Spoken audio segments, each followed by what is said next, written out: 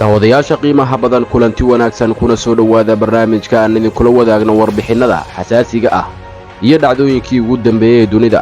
fadlan daawada haddii aad tahay saaxiib nagu cusub janaalkan sabskrayb inoo saar, saaxiibada joogtada inoogu xidhanna fadlan inoo sheergareeya. barnaamijka waxaan ku eegi doonnaa dagaalka Ukraine, Ruushka oo looga digay inuu qorsheynayo isticmaalka hub halis ah.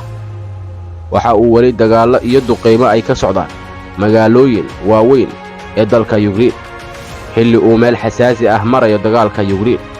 ku soo dhawaada mar kale iyo raadka dhacdooyinka.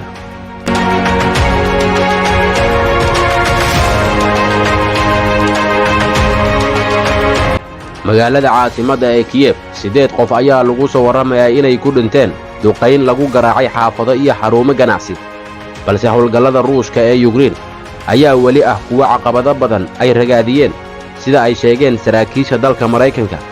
caqabado badan dhanka saadka ayaa la soo gudboonaaday ciidamada Ruushka sida lagu sheegay qiimeyn uu sameeyey Machadka Diraasaadka dagaalka ee fadhigiisu yahay dalka Maraykanka. warbixintiisa maalinlaha ah ayuu Machadku waxa uu xusay in ciidamada Ruushku aysan wax howlgal ah ka sameyn meel u dhow Kiev Isniinta, taa beddelkeeduna ay xoojiyeen difaacyadooda. dhanka kale, taliyaha militariga dalka Ukraine ayaa sheegay in ciidamada Ruushku ay la wareegeen marin muhiim ah oo ku yaala gacanka Crimea, iyagoo ka xiray marinka Ukraine ee dhanka badda Azov. militariga Ukraine ayaa sidoo kale sheegay in ciidamada Ruushku ay lumiyeen awoodda dhanka weerarka, laguna qasbay inay u yeeraan ciidamo gurmad ah oo xoojiya. sida ku cad warbixinta ay soo saareen saraakiisha Ukraine, ku dhowaad 300 oo askari oo Ruush ah ayaa lagu dilay dagaalka Isniinta oo kali ah.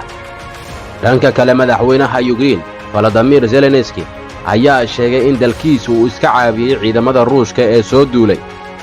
fariin muuqaal ah oo uu soo diray Isniintii shalay, Zelensky waxa uu ku sheegay in Ruushku ay isku dayeen inay si tartiib ah ay horumar uga sameeyaan dagaalka, haddana ilaa hadda awoodda ciidamadooda la xakameeyey. Zelensky waxa kale oo uu sheegay in diyaarad kale oo Ruushku leeyahay ay ciidamada Ukraine ku soo rideen gobolka Kharkiv. magaalada caasimadda ee Kiev 8 qof ayaa lagu soo warramayaa inay ku dhinteen duqayn lagu garaacay xaafado iyo xarumo ganacsi, balse howlgallada Ruushka ee Ukraine ayaa weli ah kuwa caqabado badan ay ragaadiyeen sida ay sheegeen saraakiisha dalka Maraykanka. caqabado badan dhanka saadka ayaa la soo gudboonaaday ciidamada Ruushka sida lagu sheegay qiimeyn uu sameeyey Machadka Diraasaadka dagaalka ee fadhigiisu yahay dalka Maraykanka. warbixintiisa maalinlaha ah ayuu Machadku waxa uu xusay in ciidamada Ruushku aysan wax howlgal ah ka sameyn meel u dhow Kiev Isniinta, taa beddelkeeduna ay xoojiyeen difaacyadooda.